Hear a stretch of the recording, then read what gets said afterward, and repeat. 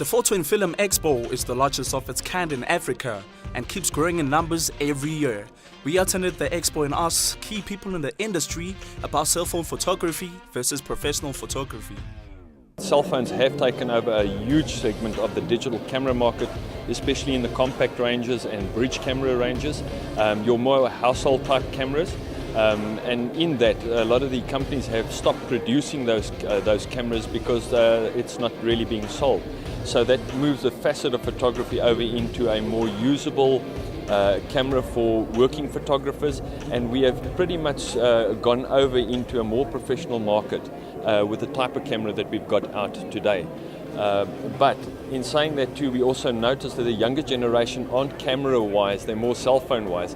And in doing more interactive walks and exposure of our brand to these guys, and Instagram walks and photo walks and stuff, we've found the younger generation have taken back to the retro style looking older camera and are now busy using cameras again.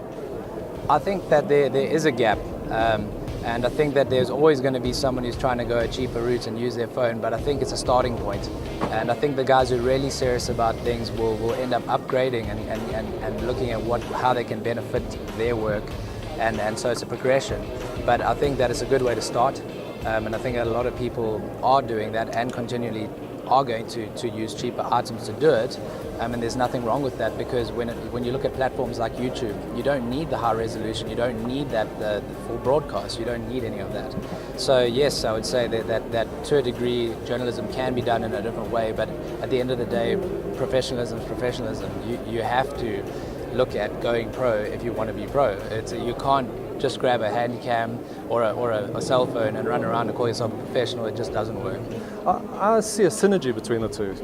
The two actually complement each other perfectly, because the entry-level cameras and your phone cameras have made the industry accessible. So where in the past you'd have to invest 20,000 Rand to get into photography and start to be able to take images, now you can start with a cell phone. Your iPad, your computers, your laptops, everything's got a phone, and you can really get into it. And people are creating amazing content with these little cameras, which actually gets them interested, and then they go and invest in the bigger equipment anyway, because they feel they've reached their sort of plateau and they need the better equipment to reach the next level. I'm Ray for Joburg Today.